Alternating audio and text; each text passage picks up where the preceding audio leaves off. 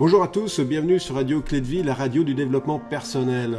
J'ai l'immense plaisir de réaccueillir Paul Pironnet pour une nouvelle émission. Bonjour Paul. Bonjour Alexandre et bonjour à tous ceux qui nous écoutent ou qui nous regardent. Ça me fait énormément plaisir de te retrouver pour une nouvelle émission. Ça va être une émission sur plusieurs thèmes en fait. On va les aborder comme ça. Le titre de l'émission, c'est tout simplement « Comment j'améliore ma vie avec Paul Pironnet ». Et là, il y a plein de choses. Comment transformer nos stratégies, comment libérer son potentiel, comment être bien avec soi-même. Des comment, et des réponses du coup avec le grand Paul Pironnet. Paul, sans plus attendre, je te propose de partir sur le premier thème qui est comment transformer nos stratégies d'échec en réussite. Oui, alors d'abord, qu'est-ce qu'une stratégie d'échec ? Pour moi, il y a deux choses qui sont très importantes à bien comprendre dans l'évolution humaine. C'est l'aspiration au bonheur, donc qui découle d'une émotion, et puis ce qu'on va appeler le succès, en fait, dans certaines situations, que ce soit pour apprendre à gérer ses émotions, communiquer. Et là, pour le coup, effectivement, ça découle de stratégie, c'est-à-dire de savoir-faire, de processus. C'est, au fond, mettre de l'attention. Quand je dis de l'attention, c'est pas de l'attention dans le sens tension, c'est de mettre de l'attention, de la vigilance, en fait, dans la forme. Que ce soit, par exemple, quand on parle à un enfant ou quand on s'adresse à un inconnu ou une personne, eh bien, on va mettre de la qualité dans la forme. Et c'est ça la stratégie, c'est de se dire, au fond, est-ce que la forme dans laquelle je suis est une forme qui est adéquate par rapport aux objectifs que je poursuis. Alors, effectivement, les stratégies d'échec, c'est souvent, pour moi, des manques d'attention. C'est-à-dire que j'ai pas conscience du processus dans lequel je suis, c'est-à-dire de la manière dont je fonctionne et du coup des conséquences que ça peut avoir.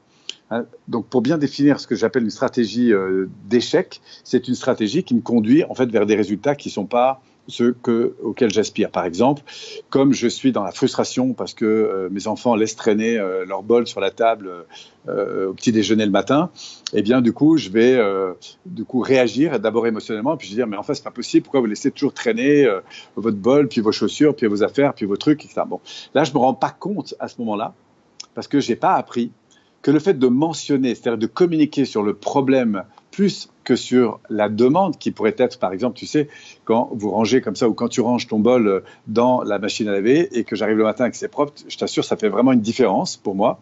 Et si tu n'as pas compris, je vais t'expliquer en quoi. Oui, là, on a deux stratégies différentes, c'est-à-dire deux modalités de communication différentes. Et pour moi, les stratégies d'échec, souvent, elles découlent d'inattention. C'est-à-dire qu'on n'a pas pris conscience que la forme, en fait, nous dessert. Et cette forme, en fait, elle nous dessert parce qu'elle est souvent sous-tendue par une émotion de frustration. Et je pense que la clé, souvent, alors ça paraît à la fois simple, c'est un petit gap de transformation, il s'agit de changements parfois de quelques millimètres, mais en fait, ils nous conduisent à des destinations extrêmement différentes. Si par exemple je rentre le soir, et c'est encore plus vrai dans mon couple, avec mes enfants surtout, parce que je suis fatigué, j'en peux plus, et qu'il y a du bruit, qu'ils crient, eh bien au bout d'un moment, la frustration me fait monter intérieurement, par exemple de la colère, et du coup je vais avoir une réaction un peu vive, et en général orientée sur le problème, sur l'expression de la frustration, plutôt que sur l'expression de la demande. Ça pour moi c'est encore une fois, ce centimètre ou ce millimètre qui est à changer, mais parfois ce millimètre pour certains c'est des kilomètres en fait. Pourquoi ? Parce qu'il faut d'abord prendre conscience de l'impact. Et alors le pas suivant pour moi ce serait peut-être pour sortir de cette fameuse stratégie d'échec, c'est prendre conscience de la mauvaise forme. C'est-à-dire, je dis toujours, par exemple, hier soir, je parlais encore à une personne qui me disait, voilà, moi je fume de temps en temps, il paraît que toi tu fais de la PNL, machin, tu peux aider les gens. Je dis, tu sais, la première chose à faire, c'est peut-être à prendre conscience de ce que tu fais qui ne te convient plus, mais sans chercher à le changer. Je prends conscience que de temps en temps, j'allume une cigarette alors que j'en ai pas envie. Je prends conscience que je suis en train de manger trop vite, par exemple, alors que c'est pas sain. Je prends conscience que, alors que on se parle, je vais laisser en fait mon occupation, mon esprit s'occuper à autre chose, à regarder un mail par exemple, et du coup de perdre de l'attention, c'est-à-dire la qualité d'attention. Je prends conscience. Voilà, je pense que la première étape, c'est la prise de conscience du fait que je suis dans une forme un petit peu confortable entre guillemets, et qui fait que du coup je mets moins d'attention sur la forme dans laquelle je suis au moment où j'interagis par exemple avec toi. Voilà, donc première étape pour moi, c'est prendre conscience de cette forme. Deuxième étape, c'est prendre conscience de ce qui va m'arriver, de ce que j'entraîne pour moi ou pour les autres, si je ne change pas. Et ça, c'est intéressant parce que du coup, ça m'éveille à une certaine responsabilité. Voilà. je suis à la fois libre de continuer à m'emporter de temps en temps avec mes enfants ou à continuer à fumer ou à manger mal ou à être régulièrement en retard. Mais la question, c'est de me dire, si je continue comme ça, en fait, vers quelle destination je vais, quel est le retour que je vais avoir. Et je peux bien sûr me poser la question, mais c'est souvent sous cet angle, en fait, que je vais aider une personne à changer. C'est-à-dire que comme il y a un confort à reproduire un peu inlassablement des comportements qui ont été automatisés et sur lesquels je porte moins d'attention, parce que c'est comme ça, c'est plus facile, voilà.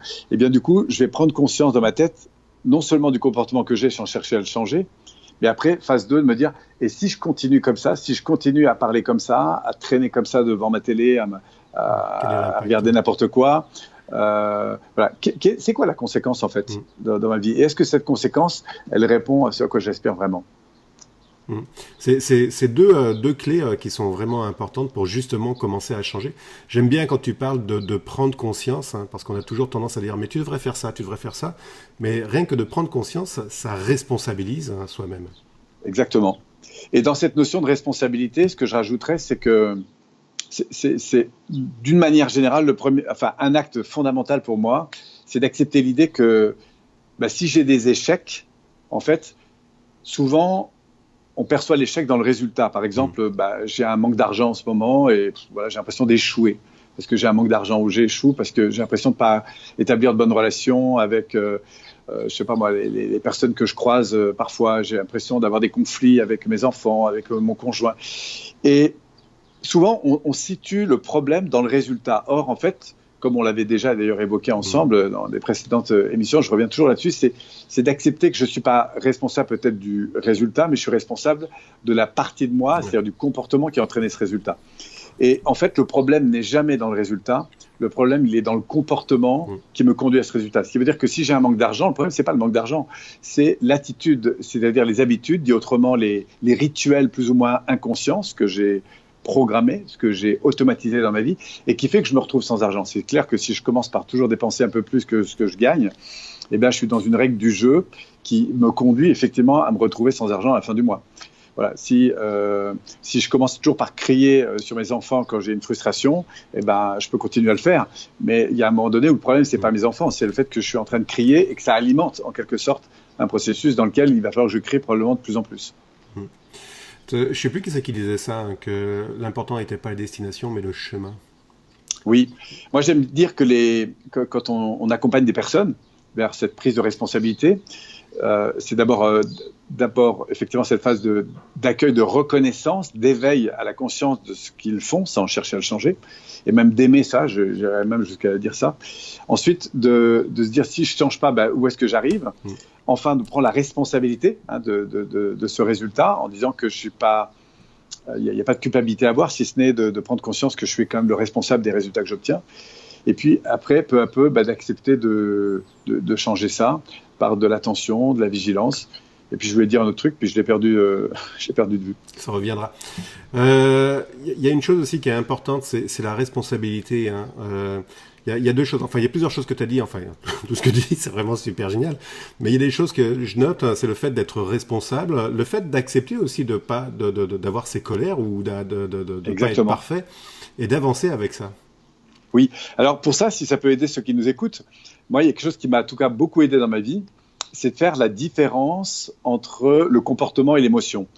Ouais. Être en colère, c'est effectivement une chose qui est tout à fait saine. Le fait d'avoir peur, par exemple, peur de parler en public, peur de s'adresser à un inconnu, d'avoir un manque de confiance en soi pour se positionner, tout ça, ce sont des émotions, ce sont des ressentis.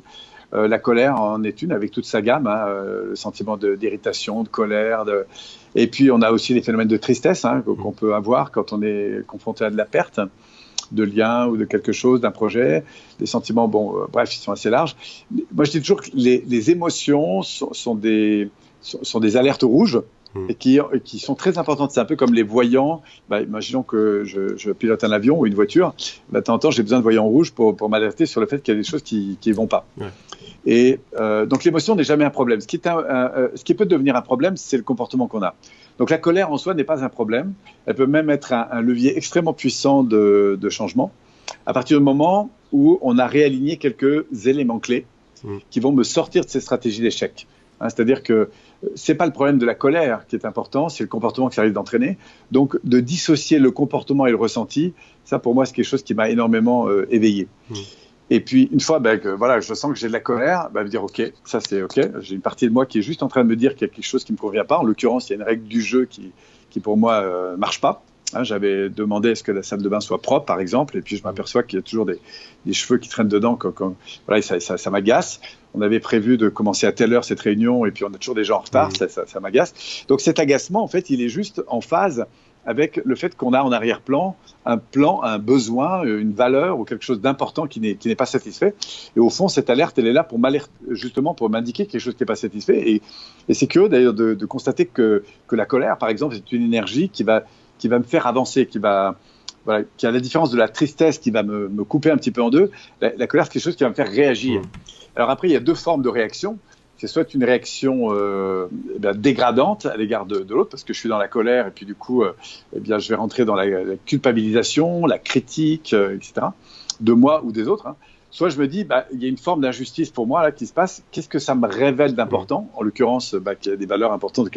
Et là, du coup, je vais mettre de l'énergie pour, au contraire, construire. Pas détruire, mais construire. Et je crois qu'il y a derrière tout grand leader, si ça peut aider les colériques, il y a derrière tout grand leader, c'est-à-dire quelqu'un qui a décidé de faire changer les choses, il y a un instinct de colère, il y a un instinct d'agressivité, en fait.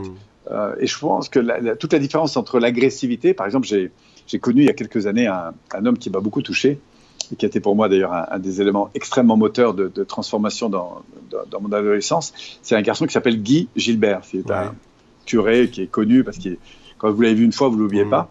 Il y a des sentiers qui s'occupent notamment de jeunes en grande difficulté. Et un message qui a été très important de sa part, pour moi, c'est de comprendre à quel point, et c'est son premier grand message, c'est de dire à ces jeunes qui sont beaucoup dans la violence, et j'ai été moi dans la violence, donc je sais de quoi on parle, eh bien, c'est qu'au début, ce qui nous anime dans cette violence, c'est qu'elle nous entraîne dans des comportements destructeurs et on obtient de la reconnaissance à travers cette destruction. Donc, on va continuer à agir comme ça. En plus, on la justifie, cette attaque, cette agressivité, parce qu'il y a un sentiment intérieur d'inconfort très fort. Et du coup, dans cette action d'agression, qu'elle soit verbale ou parfois physique, il y a une volonté, en fait, de reprendre le pouvoir sur les choses. D'accord ? Sauf que c'est un pouvoir qui est dominant. C'est pas un pouvoir qui est inspirant. C'est un pouvoir qui écrase. C'est un pouvoir qui domine. C'est un pouvoir qui enferme l'autre dans sa propre loi, en fait. Voilà. Et après, on regrette d'ailleurs, parce qu'on regrette de se laisser emporter. On regrette d'avoir dit ou fait des choses, parce qu'on se rend compte qu'après coup, c'était pas une bonne chose. Donc, on a été agressif parfois vis-à-vis de soi et vis-à-vis de l'autre. Ça peut aller loin, cette agression. Elle peut jusqu'à nous supprimer parfois. Mais au moment de cet acte-là, en fait, ce que je trouve d'extraordinaire, c'est que quand on a les clés, qui consistent à dire, mais au fond, qu'est-ce qui est important à l'intérieur de moi et qui n'est pas nourri aujourd'hui, eh bien, c'est l'occasion parfois de réallumer un réverbère pour ensuite se réfléchir sur quelle est la forme qu'il va falloir que je mette en place, pourquoi je vais me... Donc, si je reviens avec Guy Gilbert, son message, c'était vraiment... cette rage qu'au fond, on s'est jeune, il y a deux possibilités. Soit je l'utilise pour continuer à détruire, et du coup, c'est l'environnement qui va me détruire. Soit j'en fais quelque chose qui, au contraire, va construire. Et toute son éducation, et en fait, et c'est pour ça qu'il utilise d'ailleurs beaucoup d'animaux, c'est que chaque jeune a la responsabilité pleine et entière d'un animal. Il a des autruches, il a des... il y a toutes sortes. Il voulait une girafe la dernière fois où je l'ai vu, mais je ne sais pas s'il l'a eu ou pas. Et chaque jeune prend la charge d'un animal et on va voir comment il va le rééduquer dans le fait de mettre cette rage dans de la construction et pas de la destruction. Et ça, c'est très intéressant parce que et ça a été pour moi un moment très important quand, à l'époque, je cherchais plus à gagner ma vie en piquant des autoradios. Parce que c'était plus facile de gagner de l'argent comme ça que... Voilà. Et il m'a dit, tu sais, tu peux continuer à détruire, mais si tu continues comme ça, c'est l'univers, c'est ton environnement qui va te détruire. Mais mets cette rage, au contraire, au service d'une cause qui serve l'autre, et tu vas voir que cette même énergie, elle peut t'aider à construire, et du coup, c'est l'environnement qui t'aidera à te construire. Écoute, on va terminer sur ça, on arrive à la fin de l'émission. Paul, merci beaucoup. Donc, 2 stratégies, prendre conscience et puis voir ce vers quoi ça nous amène, si ça nous convient, et donc changer ce qui ne convient pas. Paul, voilà. Je te remercie beaucoup. On va se retrouver pour une prochaine émission qui est Libérer son potentiel. beaucoup à dire. Super, grand programme. Ouais, grand programme. Allez, La Paul, suite en plus. la suite. Allez, bye, à très bientôt.